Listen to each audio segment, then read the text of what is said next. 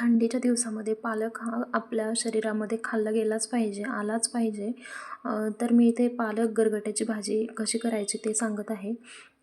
एक जोडी आणली होती मी पालकाची, निवडून घेतली आहे पानं स्वच्छ धुवून बारीक कट करून घेतली आहे.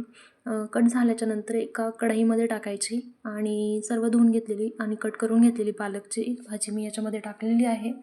आणि नंतर त्यामध्ये हरभऱ्याची डाळ टाकायची थोडीशी, भाजी बुडेल एवढं पाणी टाकायचं, म्हणजे अर्धा पाऊण ग्लास चालेल एवढं पाणी टाकायचं आणि गॅसवर 10 ते 12 मिनटासाठी शिजत ठेवायची.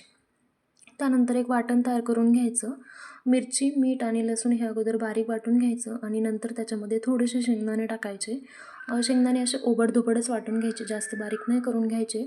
आणि हे पहा, शेंगदाणे असे ओबडधोबडच वाटून झालेले आहेत.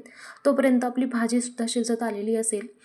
भाजीसुद्धा शिजत आली आहे पहा. आणि त्याच्यामधली जी डाळ असते ना, ती खूप जास्त शिजू द्यायची गरज नसते, म्हणजे अरदकरची शिजली तरीसुद्धा चालते.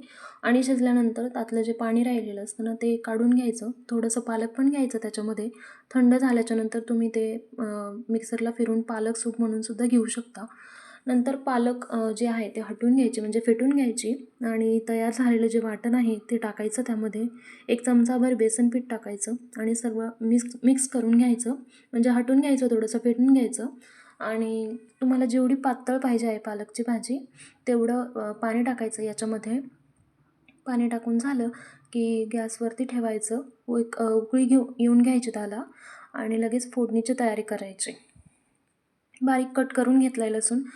फोडणी पॅनमध्ये तेल टाकलं आणि लसूण टाकलं. चांगला तडका येऊन द्यायचा त्याला आणि लगेच भाजीमध्ये सोडायचं आणि वरतून एक झाकण ठेवायचं, म्हणजे फोडणी छान बसते. नंतर फोडणी छान बसली, खमंग बसली की भाजी पण छान लागते आणि चवदार लागते.